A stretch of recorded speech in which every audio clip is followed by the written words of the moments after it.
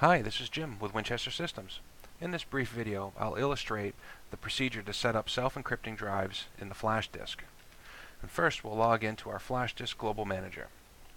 Now, Winchester Systems has implemented a nice flexible key system where we can either enable an SED key on a subsystem or chassis level by storing it in the backplane, or we can do it on a per logical drive or logical volume basis.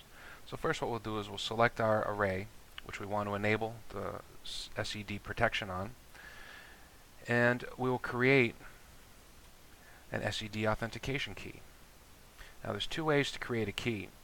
We can actually type in a password, something that's easy for you to remember in your environment, or we can actually have a key automatically generated. If we generate it, it will be saved in the form of a bin file, which then you can put on your PC or a USB drive and lock that in a safe. Either way, you'll have it encrypted. And once we've saved the key, we need to browse to the key and apply it to the system so it can save it onto the backplane.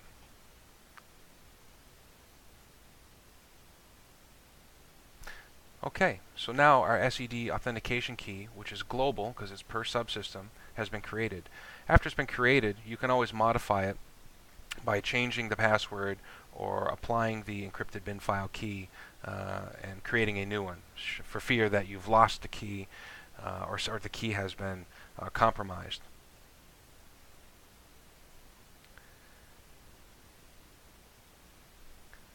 Another method to generate a key is to do a local key, which is based on a logical volume.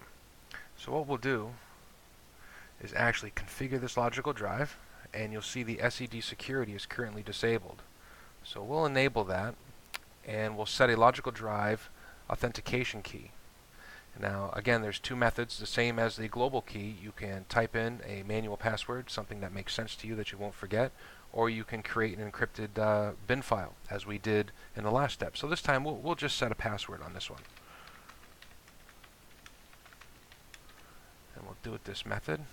And now it will save the authentication key or password we just entered into the reserve space on each individual disk in the logical drive. So there's essentially, in this case, going to be 4 copies of this because there are 4 disks in our logical drive.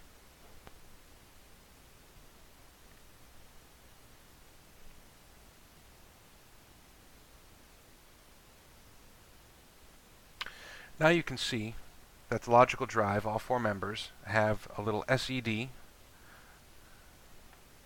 indicator, and when you mouse over you can see security is true, which means SED is enabled.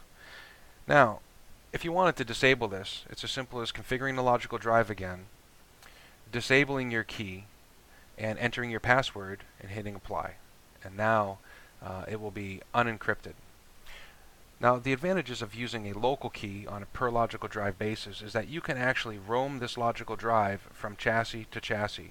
In other words, if you wanted to take this 4-disk logical drive physically out of this subsystem and move it to another subsystem in another location, you can simply insert them.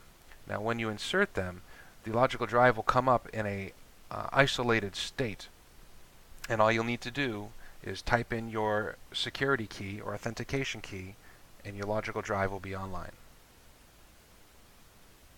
Another very important feature associated with SED drives is a secure erase function. To do that, it merely takes seconds per disk to securely erase and change the authentication key, rendering the data inaccessible and useless to any outside entity and to anything for that matter. The first step is to delete the logical volume, because if you're going to erase the keys on the drive, that means the data needs to be stripped.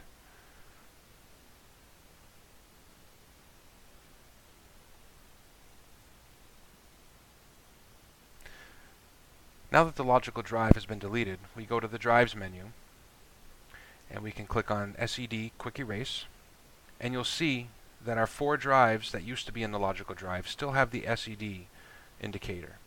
We select one at a time and erase.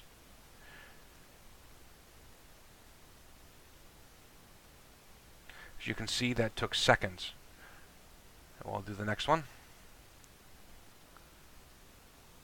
And so forth until all 4 drives have been done. So it's mere seconds per disk. And then you're guaranteed that no data will be recoverable from that drive by any means.